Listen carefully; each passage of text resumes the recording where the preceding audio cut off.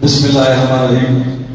काबिल एहतराम गवर्नर खान लगारी साहब, commissioner Larkana, chairman art council of Pakistan Larkana, साईं अब्दुल सत्तार पवार साहब, secretary art council, Mohammad Ismail Jatoi साहब, नायब सदर art council of Pakistan Larkana, तमाम प्यारो इंसान, सुठो लेखक साईं सिकंदर अब्बासी साहब, मुझो नानो अहमद साबर चांडियो साहब,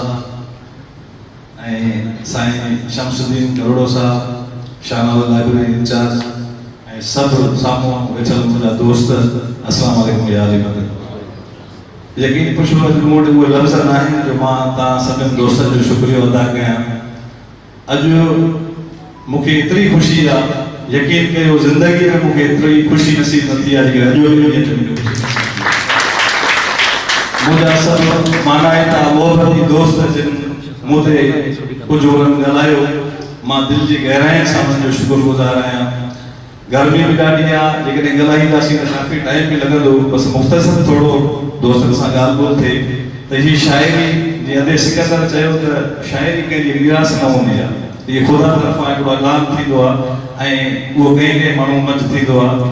मां बि शाइरी जेको आहे गुज़िरियल 1998 में लिखंदो हुउसि, पर उहा शाइरी जेको आहे महदूद हुई, ॿाहिरि जेके तक़रीबुनि में अदबी सरगर्मियुनि में घटि हुई। मरहूम ज़ख्मी चांडियो उहो मुंहिंजो उस्तादु हो ऐं मां काफ़ी रिसालनि में लिखियो आहे, इंटरव्यू में चयो आहे त मरहूम ज़ख्मी चांडियो ऐं मां शेखज़री कॉलोनी में गॾु असां रहंदा हुआसीं ऐं साईं जो जॾहिं इहो कलाम मशहूरु थियो त छो अचण बि छॾे वई, छो मिलण बि छॾे वई। शेखज़री स्कूल में साईं टीचर हूंदो ऐं उते मां डेली रिसेस जे टाइम में 11 बजे साईं जे वेंदो हुउसि शाइरी पंहिंजी इस्लाह कराइण लाइ। पोइ जेको शेखज़री में बाग़ आहे, पार्क आहे, हुन में गॾु वेही साईं खे मां पंहिंजी जेकी बि शइ लिखी वेंदो हुउसि, ॿुधाईंदो हुउसि। पोइ साईं मूंखे ॿुधाईंदो हो त हिन में हीअ ग़लती आहे ऐं हिन जो वज़न बार हीअं थींदो, हीअ सिट हीअं थींदी। त मां काफ़ी शाइरी जे हवाले सां जेकी शयूं थियूं मरहूम ज़ख्मी चांडियो साहब खां उहे मां सिखियूं।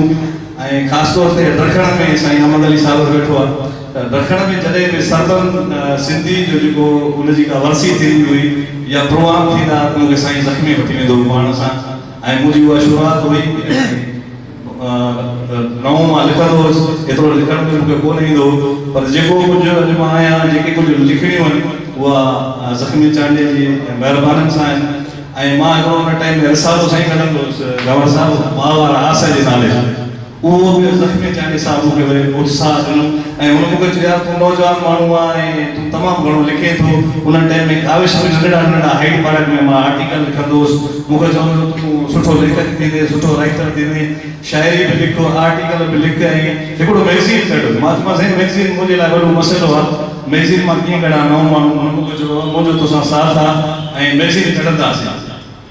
वो ज़ख्मी चांडियो साहब जी उन जेको मदद कई मुंहिंजी, उन में मां उहो रिसालो माहवार आस, उन में पहिरियों इंटरव्यू बि साईं जो आहे हुन में ऐं उनजो जेको पहिरियों टाइटल स्केच जेको ठहियलु आहे उनजो असांजो उस्ताद आहे नज़ीर समो साहब जेको फ़नकार, उनजो ठाहियो, उनजो कापियूं अॼु बि मूं वटि मौजूदु आहिनि। 5-6 एडिशन असां हुन जा कढिया ऐं मरहूम जा लफ़्ज़ हूंदा त रिसालो कढणु रुख जा चणा चबाइण जे मिसल आहे।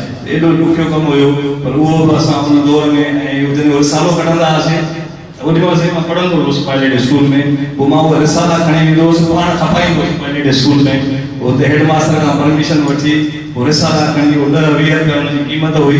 पोइ उते असां पायलट स्कूल में उहे रिसाला सेल करे वरी उहे रिसाला ॿीहर शाया कंदा हुआसीं। त इहा काफ़ी सिलसिलो काफ़ी टाइम खां आहे। उन खां पोइ शाइरी जे हवाले सां विच में वरी साहब जे हवाले सां ज़िम्मेदारियूं वधियूं, थोरो शाइरी खे थोरो टाइम घटि ॾिनो। पर जॾहिं आर्ट काउंसिल जो इदारो अदीबनि सां गॾु, दोस्तनि सां गॾु, पोइ असांखे वधीक वरी रीस थी। पोइ रिज़वान गुल साहब ऐं असांजो साईं अहमद अली सागर साहब ऐं मुंहिंजो दोस्त आहे फयाज़ बुखारी, जंहिंजी बुखारी पब्लिकेशन जी किताब जे छपरायो आहे, उहो मुंहिंजो नंढपण जो दोस्त आहे। शेखज़री में बि असां गॾु रहंदा आहियूं, उनजो बि घणो असां साथ हूंदो। उन बि चयो त तूं पंहिंजो किताब जेको आहे छपराए। हीअ 1998 ईस्वी खां मां लिखंदो आहियां मुख़्तलिफ़ जेकी गज़ल शयूं। इहो 10-12-15 साल जो मवाद हिकिड़े ॾींहं जो न आहे जेको मां हिन में छपरायो आहे। ऐं माहवार अदब रिसालो लिखंदो अदीब दोस्त वेठा आहिनि, गुल कुंदर हैदराबाद में वो कढंदो हो। ऐं हाणे बि मूं वटि घर में जेको आहे साईं गवर साहब घटि में घटि 3 जेके आहिनि बोरियूं किताब जूं अदब जूं भरियूं पयूं, जंहिंमें हर महीने मुंहिंजो उन में गज़ल या वाई हूंदी हुई ऐं उन में मां मां लिखंदो हुउसि आगा मुनवर रिज़ जे नाले सां ऐं रेडियो लाडकाणे ते बि मां लिखंदो हुउसि।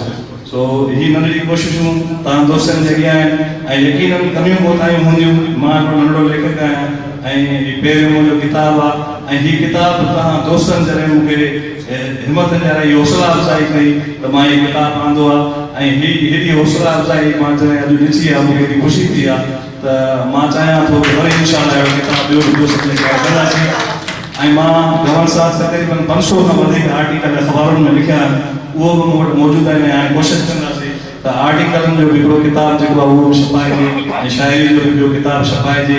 आख़िर में हिकिड़ो पंहिंजो गज़ल आहे उहो तव्हां दोस्तनि जे अॻियां पंहिंजो पेश कंदुसि। उन खां पोइ तमामु सुरीला फनकार बरकत गोपान साहिबु, सलीम रज़ा कुंवर साहिबु, शहज़ादो मंज़ूर, इहे सभु दोस्त असां सां मोहबत कनि था, असां बि हिननि सां हद खां वधीक प्यारु कयूं था। हीउ प्यार जो ॾाको आहे ऐं हीउ जेको प्रोग्राम आहे यकीननि अदबी प्रोग्राम में दोस्त घटि टाइम ॾींदा आहिनि, पर वरी बि दोस्तनि जी महिरबानी आहे जेके अहिड़ी गर्मीअ में दोस्त आया आहिनि, ॿुधनि था, ॿिए जे ख़्याल खे ॿुधनि था, ॿिए जूं ॻाल्हियूं ॿुधनि था।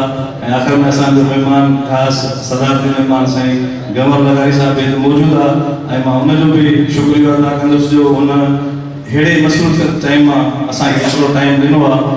मूं वटि उहे लफ़्ज़ न आहिनि, मां साईं लाइ मां मन ताईं शुक्रगुज़ार आहियां गंवर लगाई साहिब जो। हिकिड़ो शेर आहे हुन खां पोइ मां पंहिंजी जॻह वठंदुसि।